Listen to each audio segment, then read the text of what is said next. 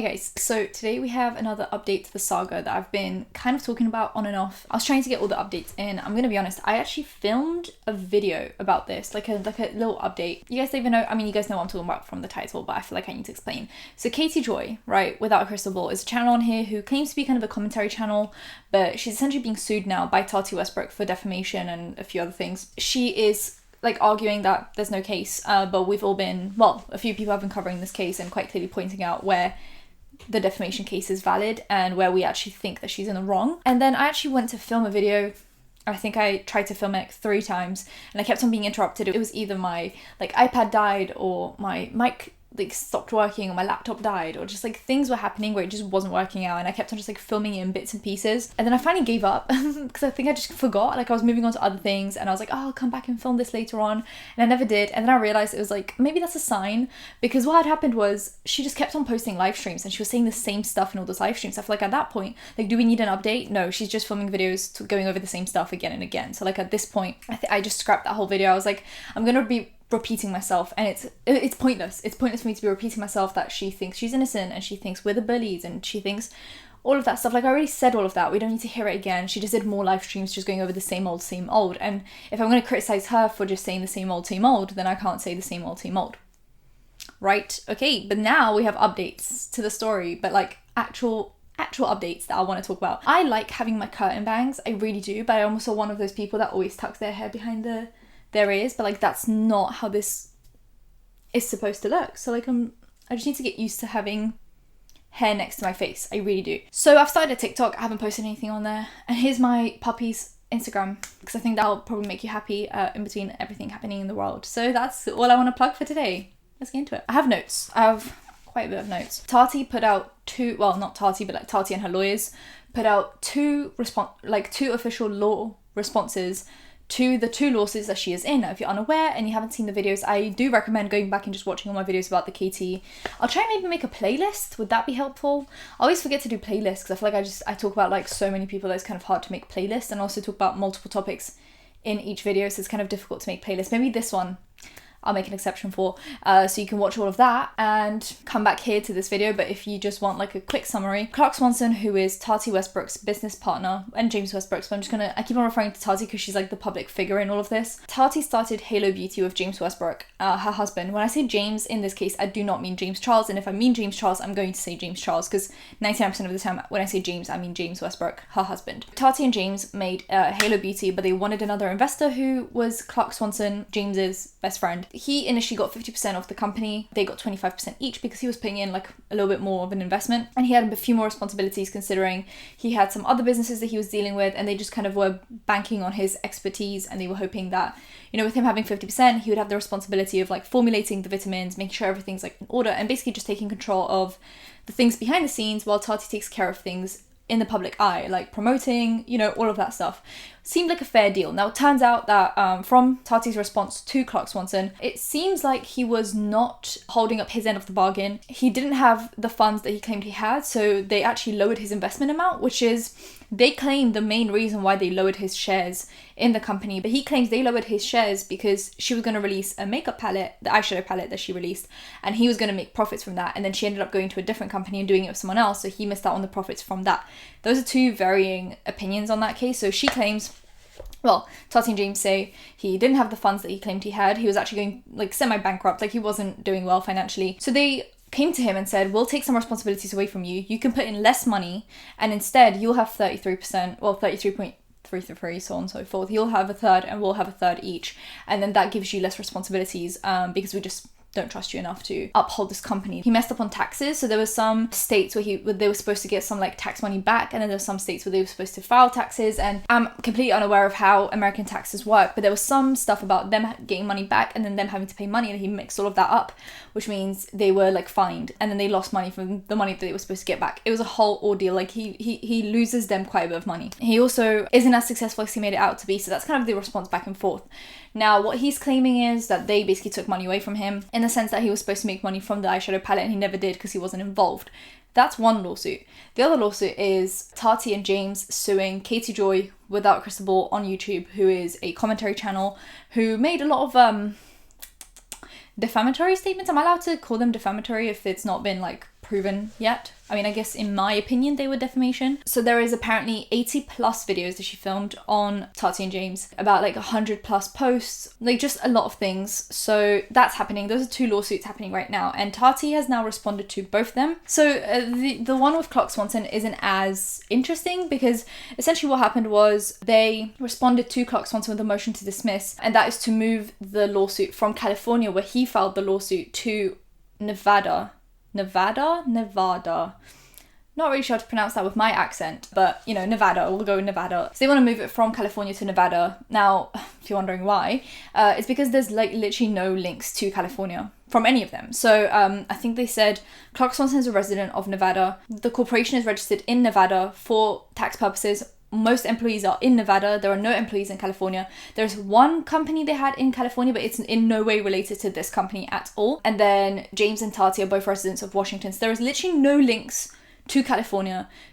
So they were just unsure why he would ever file this in California. And now I watched Emily D. Baker's analysis of both of these lawsuits. So I'm getting a lot of my information from her. This is just basically like a easy summary of what's happening. If you want like in-depth 4 hours of watching, then you can go to Emily D. Baker's channel.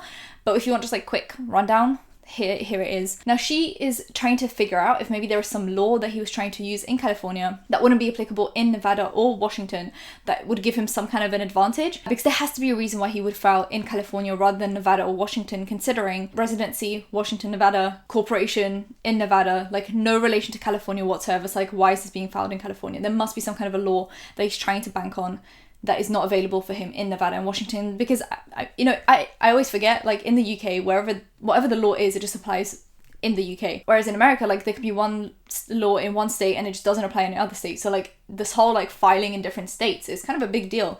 So filing in a specific state could really make or break your case. And I think with him, he was banking on the fact that it would like really make it for him if he did it in California. And now they're trying to move it to Nevada, which is probably going to ruin that for him. But I'm not sure about the details. They didn't really mention it. They just said, look, makes no sense for this to be in California. Please, let's move it to Nevada. Then, Without a Crystal Ball. So what happened was, I gotta go way back. Without a Crystal Ball filed a motion to dismiss. I believe I spoke about that. If I didn't, here's a rundown. She's filing to dismiss the case, I believe, as a whole, basically just like trying to say like there is no case here, I didn't defame her, I didn't slander her. But she says that apart from her not slandering or defaming Tati and James, there is also no reason for it to be filed in Washington, which, if you guys don't know, the like significance behind that is Katie is not from Washington, so she's got her lawyers in her state, and now she needs lawyers in Washington, which means she's paying like double fees, and she's also going to have to travel to Washington and back during this whole case, or go to Washington and stay there and pay for accommodation in Washington during this case. And if you guys know, civil cases can go on for years. Well, criminal as well, but we're talking about civil cases here. They can go on for years. It's quite clearly just a lot of costs for her to have this case happening in Washington rather than closer to her. Now, she's basically saying like there is no reason for it to be in Washington because she makes no money from Washington, she has no business in Washington, and she doesn't have any subscribers in Washington, which makes no sense because you'd probably have subscribers in the most like obscure location that you've never thought of. Like you'd have like at least one somewhere that you like, a country that you've never heard of, or a city that you've never heard of, or a state that you're just unaware of. So to be so like concrete about like, oh, I don't make any money from Washington, I don't think this should be in Washington, is BS, to say the least. So then Tati claps back at both those cases. Like I said, I think they did 127 pages of a response, and it's full of tea, but like professional tea. So one main criticism of Katie's motion to dismiss was that it was written like by someone who literally just does not know anything about the law. I'm sure her lawyer wrote that, but like judging by that motion to dismiss, I'm like, I don't know about the expertise of that lawyer. Like I don't even mean to be mean. I've only ever done like 2 years of a law degree. I have no bearing on any of this. I have no clue what I'm talking about, quite clearly, because I dropped out.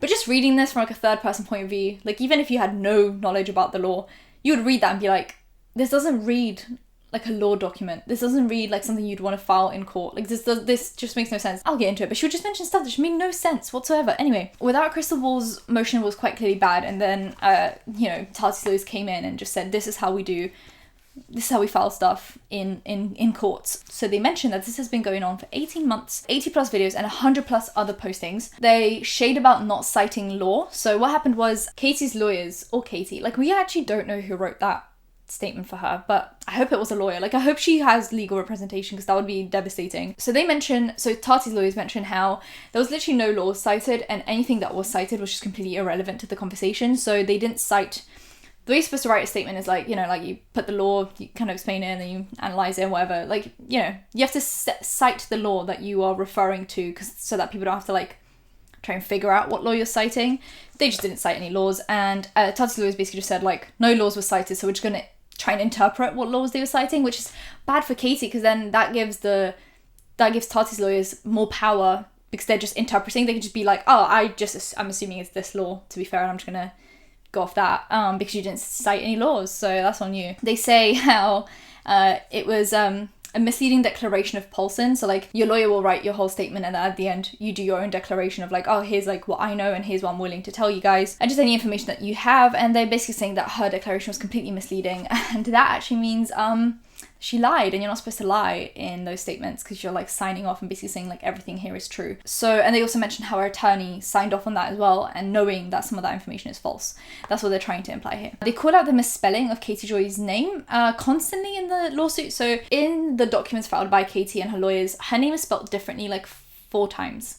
So there's like 4 different spellings of her name, 4 different variations of her name. It just makes no sense, because there's supposed to be consistency. It'll be like Tatiana Westbrook, aka Tati, and then from that point onwards they'll refer to her as Tati, but they wouldn't be like Tatiana Westbrook, Tati Westbrook, Tat Westbrook, Mrs. Westbrook. Like, they'd just be like Tatiana Westbrook, aka Tati, and then they'll go on, or whatever they want to say, you know, aka like whatever name, and then they'll refer to her by that name from that point onwards. You don't just say different names during a statement, because it just gets confusing. Like, who are you talking about? So it's funny that Katie and her motion to dismiss completely failed. Well, I'm saying Katie, but like her lawyers or her or whoever failed to mention the deletion of evidence. That was a good point to hit on. What happened was Tati's lawyers reached out to Katie's lawyers and said, look, here's a motion to preserve evidence, aka don't delete videos, don't private videos, don't delete tweets, don't deactivate your account, don't do any of that stuff. And then she did all of that stuff. And then when they filed the motion to dismiss the case, Katie's lawyers just omitted the fact that Katie just deleted evidence, just destroyed evidence in a case. Then they say how irrelevant case law was included, because for some reason Katie's lawyers included California case law in a Washington case. Then Tati's lawyers basically say you should deny the motion to dismiss / move it out of Washington, because she actually did get involved in Washington. She, you know, when she was looking into Tati, she had to look into Washington, which means she did her research in Washington. She used Washington like documents, websites, Washington resources to make her exposés happen. So therefore this case includes Washington. So she looked into Tati's marriage records, taxes, birth certificate. She said that she couldn't find her father, which means that he was either dead or in the mafia. You know, when I can't find someone on the internet, my first thought isn't, oh, they're dead or part of the mafia. Like, that's not where my mind usually goes. I'm just usually like, they're not available on the internet. Cool, maybe they're just not an internet person. She also mentioned Tati's full name, I believe, on one of the streams. So she like implied that she knew her full name. And she also implied that you could find her address if you just wanted to. Also, it shouldn't be moved out of Washington, because residents of Washington are being defamed. Because quite clearly just affects Washington, right, as a state. Then there was a thing where in Katie's in Katie's statement, she starts mentioning Shane Dawson, Jeffree Star, Trisha Paytas, PewDiePie, Keemstar, I believe, where she mentions stuff like, why am I being sued for defamation when Trisha Paytas called Tati dumb? As if she was making a point. And basically just saying like, Jeffree Star and Shane Dawson also did bad things and said stuff about Tati. Why are they not being sued? And basically what was said in the statement from Tati is there is no joinder of parties. So Katie Joy mentioning Trisha Paytas, Jeffree and all of that is completely irrelevant, because Tati can choose to sue Trisha Paytas and she can choose to sue PewDiePie, but she doesn't have to. She can if she wants to just pick out one person from the crowd and say, I want to sue you. And that's completely fine. Like, she doesn't have to group you all together, because they're not a group. Like, PewDiePie didn't reach out to Trisha Paytas and say, we should like defame Tati. Yeah, like if Jeffree Star and Shane Dawson reached out to Katie Joy, started like feeding her information, and Katie Joy put it out on the internet, then maybe they could like put them all together. But there is literally no link between all of these people, so she could sue them all separately. She can pick out just one person from the crowd, or she can sue none of them. Like, this has no bearing on the Katie Joy case. And then they mention it's just like irrelevant facts. I love that. They're just like, basically this is all irrelevant facts. That's that. So they address the tweets about being in LA. So in Katie Joy's and I believe Clark Swanson's lawsuit, they're all starting to just blur together for me. There was some mention of For example, like Tati said she moved out to Washington and that's why the case is in Washington. And then they would bring up tweets of her being in LA or being like, oh, I'm back home now. Social media is a lie. Like, why would you be like, I'm sorry, the amount of people who pretend that they're multimillionaires and they're not. Are you just gonna be like, oh, well, you're a multimillionaire because your social media says so? Like, no, social media is a lie. Don't believe everything you see on the internet. So Tati, in her response, well, Tati's lawyers say that she first of all has a assistant for social media who posts on behalf of Tati. So she'll just post random stuff on there just to, you know, keep up her social media platform. But she also posts when she's not even in those places anymore. So for example, she'll fly to LA, then she'll fly back to Seattle, and then she'll post about being in LA so that people don't stalk her because she's a public figure. I can't believe that was even mentioned. Like, why would any lawyer be like, oh yeah, that's a good point to put in there. Social media. She tweeted that she was in LA. Okay, yeah, and I can just tweet that I'm in the Maldives. Does that mean I'm in the Maldives? No, because I'm in London. So about Katie Joy claiming that she has no fans or business in Washington, they actually started linking stuff because it's easily disproven. They say she mentions it on stream. So there are multiple people on stream in her like live chat saying, hi from Seattle, hi from some other place in Washington. And she'll be like, oh my god, hi to Patricia from Seattle or Patricia from Washington. And they have those quotes in the statement. So you clearly know that you have fans in Washington. She also could just look at her analytics and be like, you can like separate it by states. And I'm sure there will be at least one view from Washington. Like at least one person in Washington has watched your videos. And also claiming that she never checked those analytics is not good enough. You're supposed to check. And if you can't check and you can't find it, then you don't mention it because not knowing is not enough. So Katie J also relies on Clark Swanson and his statements in her statements. And his statements are false and therefore her statements are false as well. For example, he says that he knows for a fact that they were still in LA when those lawsuits were being filed. And that's a lie because they mention in the lawsuit that when he was filing corporate documents, he actually put their Washington address on those corporate documents ages ago. So he knew that they lived in Washington and now he's just trying to lie about that. And therefore now Katie's also lying about it by using his statement, which is a lie. Oh my god, so much tea, so much shade. I love it. Then they mention that Katie has a pattern of defaming and saying things without fact checking. Washington, I think there was like a thing that Washington decided that online contact can be harassment, and now she can't claim that like her tweeting at someone isn't harassment because Washington has already decided that online contact is harassment and it's enough. Like she doesn't have to meet someone in person and shout at them. No. Online is enough to be considered harassment, and therefore Tati's case might stand, right? Because it's online. Katie taunted Tati and James on multiple times, stated that she would not stop going after them and that they sent her, multiple cease and desist, and if they wanted to, they would have already sued her, and that the discovery process will be worse for them and it will basically just help her expose them more, which is taunting Tati, James, the lawyers, as well as the courts. Basically just saying like, I'm going to use the courts to find out more tea about them and then expose them further, which is just, yikes. Claims that she would expose Tati because of bi-sister. So this whole thing started because apparently she was just like, oh, well, you wronged someone, so I'm gonna like make it my life mission to make your life hell. And that is quite clearly harassment. They mentioned the lawyer declaration. So your lawyer has to also make a declaration, basically just be like, I'm not lying as far as I'm concerned. But he knows he's lying as far as he's concerned, allegedly, because he mentioned Zillow as like a reliable source of information. So he was like, oh, well, look, their house wasn't sold at this point, so they must have been living in it. But like, I could buy 10 houses and not live in all of them. Live in none of them. And Tati says, we never lived in that house. So they use Zillow, which is like they use third-party information. It's not always accurate. So they failed to prove they lived in their LA home. Like just having the LA home doesn't mean you live in the LA home. They were using social media to talk about Tati's location. Once again, unreliable information. That's all that the lawyer signed off on. Like he signed off on all of this. That's a bad look. Then they mentioned T. So Clark Swanson, he was... Okay, to break it down, Clark Swanson said that they made $16 million first launch, I believe, from the palette, and therefore that would mean he would roughly be owed about $5 million, just over $5 million. So everyone then kind of assumed that he was suing them for $5 million, but he never actually said he was suing them for $5 million. He just said $5 million and above because he wanted to put it into like a different court track. So Emily explains it. It's kind of the same thing in the UK. When you do a civil lawsuit, you have like different tracks. I think in the UK you have 3 different kind of routes to go down, 3 or 4, and just based on how much damages there'll be, how much you're suing for, just so they know kind of like how long it will take, how much it will cost, just so they can sort it the proper way, and so that not all lawsuits would go into one slot and went to one court. So he's not suing them for $5 million, he's just putting it into like a $5 million plus category. And then everyone started assuming that he was suing them for $5 million, and then it kind of like was weird because in Tati's lawsuit against Katie, she mentions damages of about $5 million, but that's also once again $5 million plus clearly just puts it into a different court track. So it wasn't like she was actually suing for 5 million. She was just like 5 million plus so that we can put it into this different court track. That's like the minimum amount, I'm assuming, to put it into that separate track. And then Katie, in her lawsuit now said, and her lawyers, this is what makes me think that her lawyers were just not involved in any of this process, because why would any lawyer look at this and be like, oh, that makes sense? So Katie basically said in her like little statement, isn't it weird that Tati's being sued for 5 million and now she's suing me for 5 million? And basically in this statement, Tati's lawyer said, we're not being sued for 5 million and we're also not suing you for 5 million.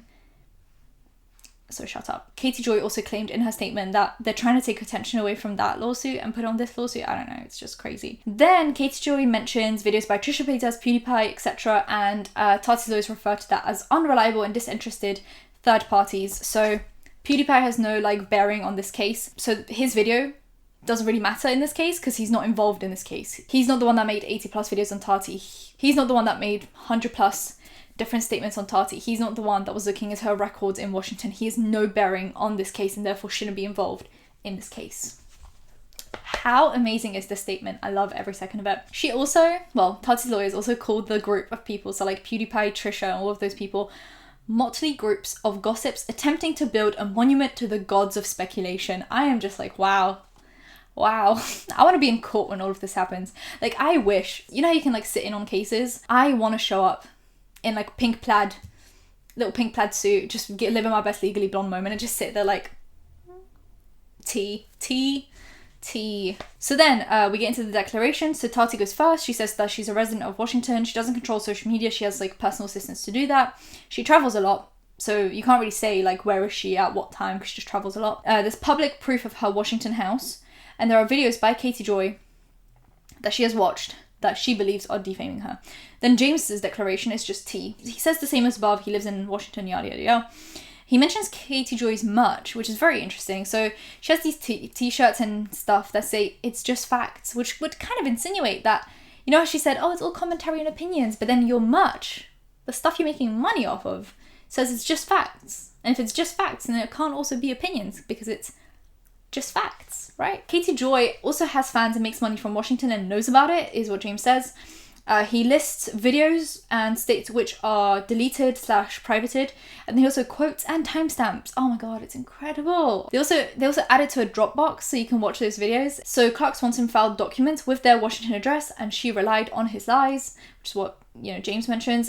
Katie Joy included their Washington address in one of her live streams and blurred it out, which means she actually had to go out of her way to like look at that address and blur it out, which means she knows it exists. Oh my god. So she, for example, claimed that she has no employees, but she has mentioned that her husband is an employee, and there is a live stream where someone says best employee or something like that. So she also asked for donations to look into Tati and James, which is she was looking to get donations to look into Washington records, and now she's saying this is no bearing on Washington, but like you're getting money to look into records from Washington. Then we get into other declarations, and that is where I lost my mind. Oh my god. Okay, so there's 3 people. Oh, I almost dropped my iPad. There's Macy Storm, Hope Walker, and Kim Fulmer. I'll speak about Macy and Hope kind of together. So they both mentioned how they were viewers of Tati.